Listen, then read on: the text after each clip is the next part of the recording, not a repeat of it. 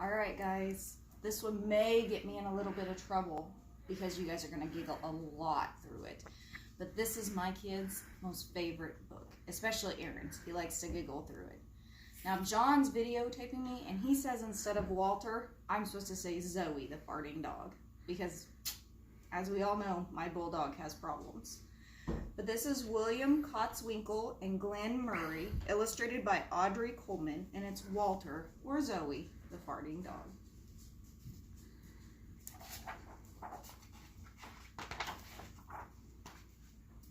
Betty and Billy brought Walter home from the dog pound.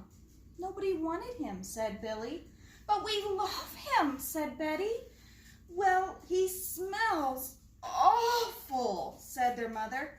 I think you better give him a bath. Mother walked in and said, he still smells awful. And that's when they got the first clue. The telltale bubbles in the water. He's just probably a little nervous, said Mother hopefully. His stomach must be upset. But Walter's stomach wasn't upset. Walter's stomach was fine. He felt perfectly normal. He just farted a lot.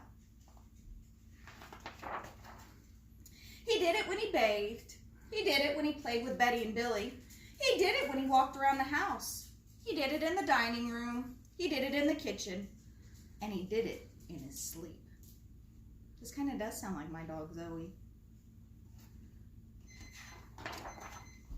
That dog barks morning, noon, and night, said Father. He can't help it, Daddy, said Betty and Billy. They didn't mind Walter's farts. So what if he farts, Billy said to Betty when they were alone in the room with Walter. Betty agreed. Walter agreed too. He sat there, looking innocently around and farting. Take him to the vet, said Father. Farting, said the vet, or rectal flatulence, as we say in the medical profession, and prescribed a change in diet. They gave Walter every kind of dog food. He farted. They tried him on cat food. They gave him hot dogs, hamburgers, and lettuce and tomato sandwiches. They gave him fried chicken. They gave him rabbit food. They made him a vegetarian. No matter what that dog eats, he turns it into farts, roared Father. Poor Walter. Walter got the blame for everybody else's farts, too. If Uncle Irv let one slip, he just went and stood near Walter. Then all he had to say was, Walter! And everybody would look at poor Walter.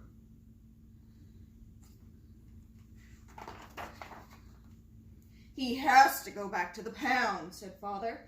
No, Daddy, please, begged Betty and Billy. Don't send Walter away. He goes tomorrow, said Father. They pleaded. Walter farted. It was all over. That night, Betty and Billy cried in their beds, and Walter looked at them unhappily. Oh, Walter, said Betty, you've got to stop farting because Father's going to send you back to the pound tomorrow. Walter knew how serious the situation was. He'd never seen Betty and Billy again. He resolved to hold his farts in forever. When Betty and Billy fell asleep, he walked down to the kitchen to see if there was anything around to eat. He managed to open the cupboard door with his nose and found a 25-pound bag of low-fart dog food. The vet had prescribed for him, which made him fart even more. Even though he knew they made him fart more, he couldn't resist. He ate the entire bag. Very tasty, said Walter to himself. And then he went and lay down on the sofa. A gigantic gas bubble began to build inside of him. This is going to be trouble, he said to himself nervously. He was afraid of what might happen if he let it go. He thought maybe the house would explode. So he kept it in. It wasn't easy. In fact, it was torture. But he had resolved never to fart again. His future depended on it. As he lay there with his tail wrapped tightly between his legs, he heard a noise at the window. He watched it slowly open. A pair of burglars came through. They dropped silently into the kitchen. "Watch out for the dog," said one of the burglars. "He won't bite," said the other. "He's a wimp." Walter might have bitten them, except he was so filled with gas he couldn't move. They tied a rag around his snout so he couldn't bark. "Okay," whispered the first burglar, "let's clean the place out." They took everything they could get their hands on. Walter wanted to stop them, but he was having unbearable gas pains. He rolled on his back and waved his paws in the air. He gnashed his teeth. "We've got it all," said the second burglar. "Let's go." That's when Walter let it fly.